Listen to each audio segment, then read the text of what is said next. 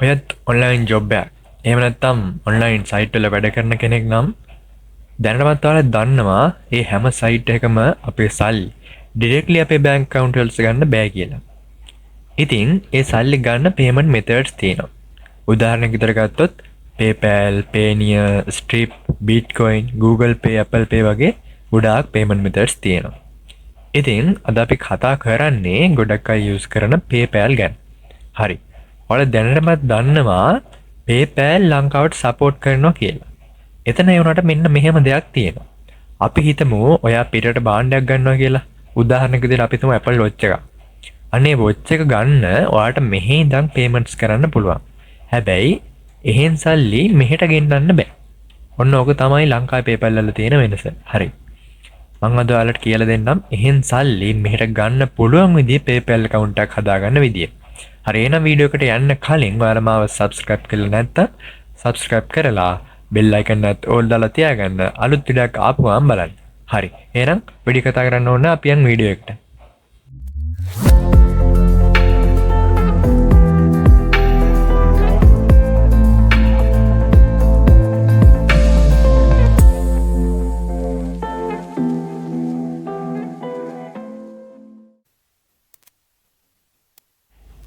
හරි මුලින්ම ඔයගලන්ගේ බ්‍රවුසර් එක ඕපන් කරගන්න.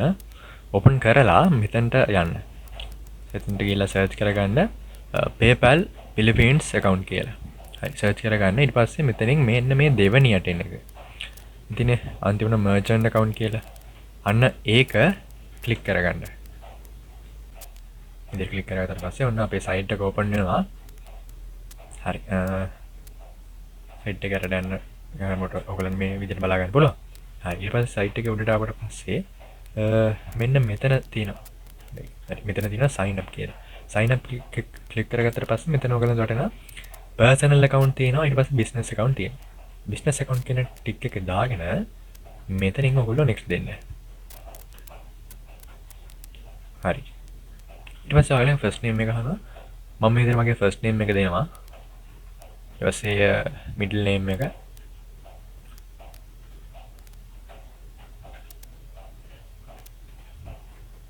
ඊපස්සේ last name එක ඊට පස්සේ email address එක ගන්නවා. ඔයගොල්ලෝගේ email address එක දෙන්න. මම විතර මගේ email address එක copy කරගන්නවා. හරි copy කරගෙන ආවිල්ලා ඊට පස්සේ password එකක් දෙන්න ඕනේ. strong password එකක් දෙන්න. අර යට තියෙනවා තුනක්. එතන ගිහලා බලලා හොඳ password එකක් දෙන්න. හරි. මම මේ password එක මෙතන notepad එකේ copy කරගන්නවා. ඊට පස්සේ මෙතන tick එක දාලා agreement එකට ටික් එක දාලා create account දෙන්න. හරි. ඊට පස්සේ මේ විදිහට ඔයගොල්ලන්ගේ site එක open වෙනවා. මෙතනින් ඔයගොල්ලෝ බලලා let's go දෙන්න. හරි. ඊට පස්සේ මෙතනින් ඔයගොල්ලන් අහනවා individual ද business ද කියලා. හරි. මෙතනින් ඔයගොල්ලෝ දෙන්න ඕනේ business නෙමෙයි individual කියන එක. හරි. ඒක දුන්නාට පස්සේ ඊට පස්සේ අපි business type එක අහනවා. business type එකට දෙන්නත් ඕනේ ඔයගොල්ලෝ individual ම තමයි. හරි. individual දුන්නා. හරි. පස්සේ අපි birthday එක අහනවා. මම birthday එක දෙන්නම්.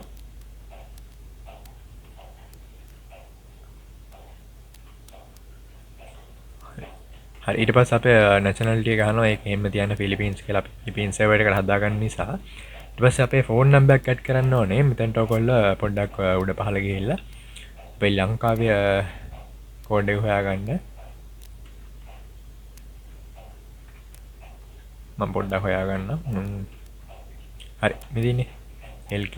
හරි ඔක. හරි ඊට පස්සේ මෙතන මම මගේ number එක type කරගන්න. number එක type කරලා බිද්දෝ ගහන්න එපා. හරි ඊට පස්සේ address එක. හරි. මේක හොයාගන්න විදිහ මම ඔයගොල්ලන්ට කියලා දෙන්නම්. දැන් අපි ෆිලිපීන්ස් සර්වර් එකක් නේ හදන්නේ. හරි. මුලින්ම ඔයගොල්ලෝ කරන්න ඕනේ tab back open කරගෙන මෙතන search කරගන්න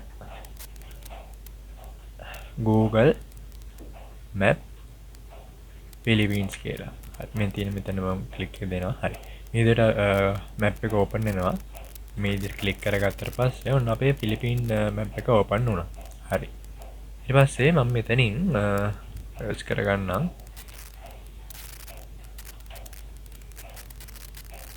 මෙතනින් ඔයගලන්ට ඕන ඇඩ්‍රස් එකක් පාවිච්චි කරන්න පුළුවන්. ගැටලුවක් නැහැ.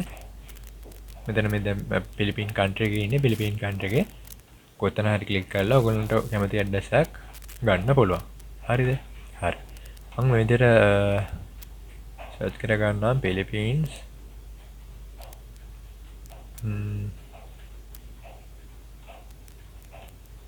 ෆුඩ් ස්ටෝ කියලා හරි නාව ස්ටෝ කියලා එන ෆුඩ් ස්ටෝ ඕන තරම් තියෙනවා. මෙතනින් ඕගලන්ට ඕන ස්ටෝ එකක ඇඩ්‍රස් එකක් ගන්න පුළුවන්. හරි. මෙතන ඕන තරම් ඒවා තියෙනවා. පේනවා ඇති. හරි. හරි. මම ඉදිරියට උඩට ගිහිල්ලා මෙන්න මේ උඩින්ම තියෙන එක ගන්නම්කෝ. හරි. ඉතින් ආවට පස්සේ මෙන්න මෙතන ඔයාලට පේනවා ඇති මේ තියෙන්නේ. මෙන්න මේ ඇඩ්‍රස් එක මම කොපි කරගන්න. කොපි කරගෙන ඇවිල්ලා නෝට්පෑඩ් එකට ආවට පස්සේ නෝට්පෑඩ් එකේ මේක පේස්ට් කරගන්නවා. පේස්ට් කරගෙන ආපහු මේක කොපි කරගන්නවා. කොපි කරගෙන අපේ වෙබ්සයිට් එකට යනවා. PayPal එකට ගිහිල්ලා මෙතන මේක කොපි පේස්ට් කරගන්නවා. හරි. ඊට පස්සේ ඔය දැන් පේනවා ඇති ඇඩ්‍රස් එක තියෙනවා. මෙට්‍රෝ මනීලා ෆිලිපීන්ස් කියලා. හරි. ඊට පස්සේ මම මෙතනින් ප්‍රොවින්ස් එක දෙනවා. රීජන් එක. හරිද? රීජන් එක මෙට්‍රෝ මනීලා. හරි. පොඩ්ඩක් හොයාගමු අපේ මෙට්‍රෝ මනීලා කියලා තියෙනවද කියලා. මනීලා තියෙනවා. හරි. මෙන්න දෙනවා මෙට්‍රෝ මනීලා. හරි. මේක දෙනවා. ඊට පස්සේ ඩිස්ට්‍රික් එක. ඩිස්ට්‍රික් එක අහනවා මෙතන අපිට තේනවා පැසික් කියන එක තමයි ඩිස්ට්‍රික් එක. හරි. ඊට පස්සේ ඒක දෙනවා. ඊට පස්සේ මෙතන සිටි එක අහනවානේ. හරි.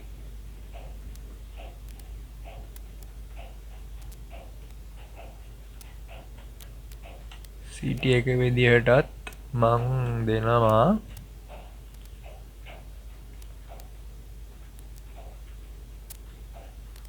මෙට්‍රෝ මනීලා කියන එක දෙමුකෝ. හරි. සිටි එකත් ඒකම දෙනවා මම. හරි. මෙට්‍රෝ මනීලා. හරි. ඊට පස්සේ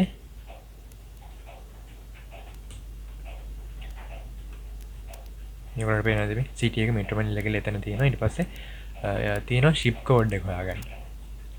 පේනවා ඇති ඔයාලට ෂිප් කෝඩ් කියලා තියෙනවා. මේක හොයාගන්න අමාරු නෑ. මේක නැච්චට දාලා නෑ. හරි. ෂිප් කෝඩ් එක හොයාගන්න විදිහත් මම ඔයාලට කියලා දෙන්නම්. එතනට ආවට පස්සේ මෙතන මෙන්න මේක කොපි කරගන්න. ඊට පස්සේ අලුත් ටැබ් එකට ගිහිල්ලා මෙතන පේස්ට් කරගෙන මෙන්න මේ ටික මම එක්ස්පේස් කරගන්නම්. හරි. ඊට පස්සේ මෙන්න මේ එක මෙහෙම තියලා ඉස්සරහින් ෂිප් කෝඩ් කියලා සර්ච් කරගන්නවා. හරි. එතන ෂිප් කෝඩ් කියලා සර්ච් කරාම හරි මේ යටින් තියෙන ඉතින් මම ක්ලික් කරනවා. මෙන්න ඕන තරම් ෂිප් කෝඩ්ස් ටිකක් ආවා. හරි. මම මේ පළවෙනි ෂිප් කෝඩ් එක කොපි කරගන්නම්කෝ. 1600 කියලා තියෙනවා පෝස්ටල් කෝඩ්. පෝස්ටල් කෝඩ් කියන්නේ ෂිප් කෝඩ් කියන්නේ දෙකම එකයි.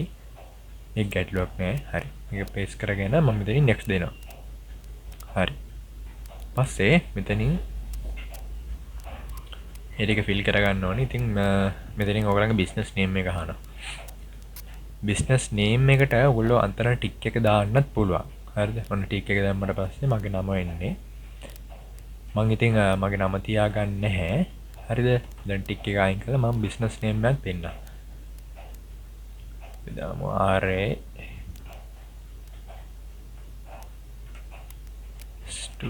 ස්ටෝ කියලා. හරි. RA store. හරි. ඊපස්සේ බිස්නස් රෙජිස්ට්‍රේෂන් නම්බර් එක අහනවා. මේක හොයාගන්නත් එච්චර ලොකු ගැටලුවක් එන්නේ නැහැ. හරි. මම මේක හොයාගන්න විදිහත් පෙන්නන්නම්. නැත්තම් පල්ලා ඩිස්ක්‍රිප්ෂන් එකේ තියෙනවා මම එක රෙජිස්ටර් නම්බර් එක දාලා ඒක ඕගොල්ලන්ට පාවිච්චි කරන්නත් පුළුවන්. නැත්තම් මම ඔයාලට පෙන්නන්නම් දැන් එකක් හොයාගන්න විදිය. විදිහට සර්ච් කරගන්න රෙජිස්ට්‍රේෂන් සර්ටිෆිකේට් කියලා. සර්ච් කරගත්තට පස්සේ මේ විදිහට ඕපන් වෙනවා. ඊට පස්සේ ඉමේජ් වලට එන්න. හරි. ඔන්න ඕන තරම් සර්ටිෆිකේට් තියෙනවා. හරිද? මම මෙතනින් එකක් ක්ලික් කරගන්නම්කෝ. ක්ලික් කරගත්ත පස්සේ මෙතන ඔයගලන්ට පේනවා ඔන්න දැන් සර්ටිෆිකේට් එක මම තෝරගෙන තියෙනවා. අපි මේක බලමු සර්ටිෆිකේට් නම්බර්. සර්ටිෆිකේට් එක ආවට පස්සේ මෙතන ඔයගොල්ලන්ට තියෙනවා බිස්නස් නේම් නම්බර් කියලා එකක් තියෙනවා. හරි. මෙන්න මේක තමයි රෙජිස්ට්‍රේෂන් නම්බර් එක. හරි. දැන් අපි නම්බර් එක කීයද 20යි 80යි 820 කියලා තමයි තියෙන්නේ. හරි. ওই නම්බර් එක දැන් මං ගිහිල්ලා PayPal එකට ගිහලා මෙතන ටයිප් කරගන්න 20 80යි 820. හරි. ඊට පස්සේ බිස්නස් එකක් අහනවා. ප්‍රයිමරි කරන්සි එක ඉතින් අපේ ෆිලිපීන් පෙසෝ තමයි. හරිද? ඊට පස්සේ මගේ සර්විස් එකක් අහනවා. මම මෙතන සර්විස් එක දෙන්නම්. මෙන්න මේක.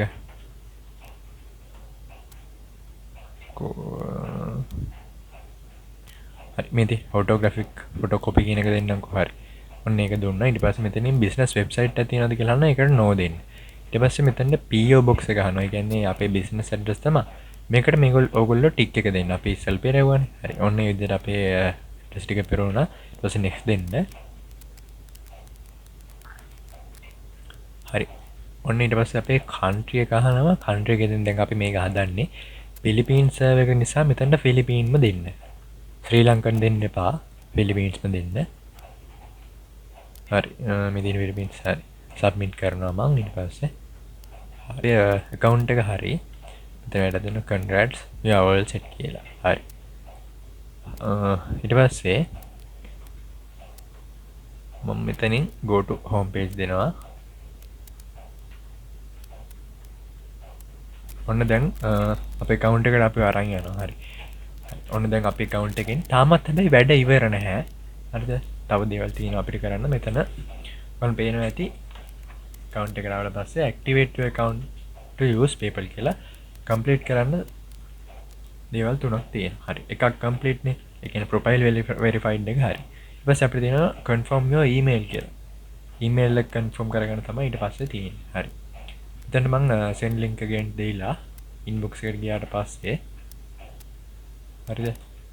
හරි. අන්න දැන් උඩින් ඇවිල්ලා තියෙන confirm your email කියලා මම මේක click කරනවා. ඊට පස්සේ මෙතන අර ඔයගොල්ලෝ notepad එකේ ගහගත්තු password එක මම මෙතනට ගිහලා දාලා continue දෙනවා. හරි. ඔන්න ඔඩ ඉන්න මම මේක refresh කරගන්නම්.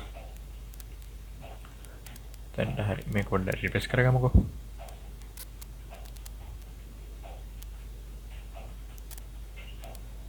හරි ඔන්න ඒකත් හරි. ඔන්න email confirm එකත් හරි.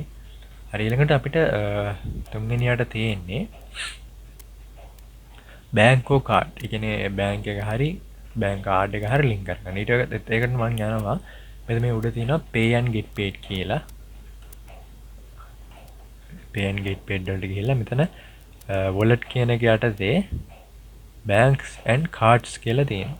හරි wallet එක යටතේ bank and card වලට ඊට පස්සේ ඔයගොල්ලන්ව අරන් යනවා මෙන්න මේ වගේ එක page එකකට හරි. මෙතන ඔයගොල්ලන්ට පේනවා තියෙනවා ෆිලිපීන් පෙසෝ US ඩොලර් ඒවා තියෙනවා. හරිද? හයි.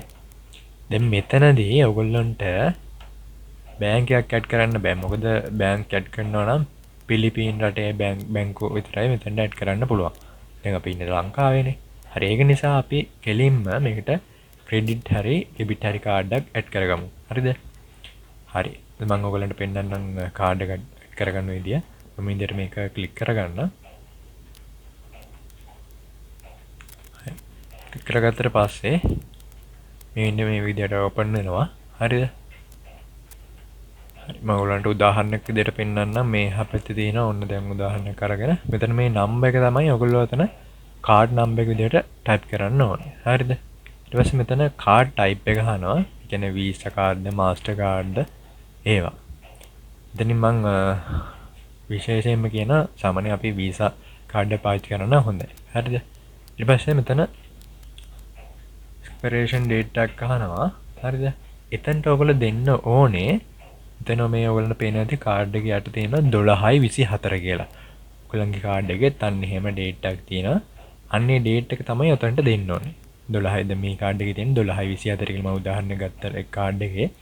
ඉතින් 12/24 කියන තමයි එතනට දෙන්නේ. ඊට පස්සේ මෙතන සෙක්‍රටරි කෝඩ් එකට දෙන්නේ යට තියෙන කාඩ් එක පිටිපස්සේ තියෙන CVV නම්බර් එක. නම් ඉලක්කම් තුනක නම්බර් එකක්. අන්න ඒක තමයි මෙතනට දෙන්නේ. ඊට පස්සේ ඇඩ්‍රස් එක බිලින් ඇඩ්‍රස් එක කොහොමද තියෙද්දි කන්ෆර්ම් වෙලා දෙන්න. ඊට පස්සේ මෙතන link card කියන එක දෙන්න. හරි. ඔය විදිහට තමයි කාඩ් එක ඇඩ් කරගන්න. ඉතින් මේ කාඩ් එක ඇඩ් කරන එක ලොකු දෙයක් නෙමෙයි. ඕගලන්ට ඒක නම් ඇඩ් කරගන්න පුළුවන්. හැමෝම වගේ ඉතින් දන්නවා කාඩ් එක ඇඩ් කරන්න. හරි. ඒ විදිහට ඇඩ් කරගන්න පුළුවන්. හරි. විශේෂයෙන්ම ඔයගලන්ට කියන දේවල් ටිකක් තියෙනවා. දැන් මේ විදිහට අපි account එකක් හදද්දී sorry කාඩ් එක මේ account එකක් හදද්දී අලුත් Gmail එකක් පාවිච්චි කරන්න.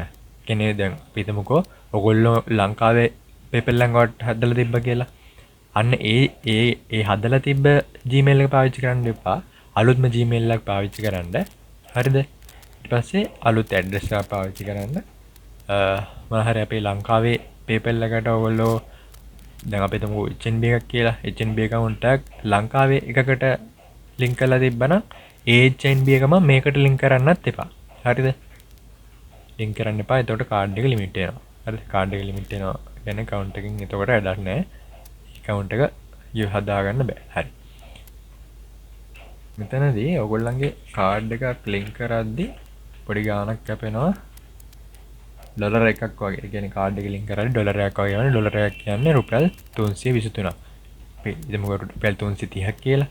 ඒ වගේ ගාණක් කැපෙනවා. ඊට පස්සේ අපි කාඩ් එක ඇඩ් කරාට පස්සේ පොඩි PP කෝඩ් එකක් එනවා. එතන ඔයගොල්ලන්ට මැසේජ් එකක් විදියට එනවා PP කෝඩ් එකක්.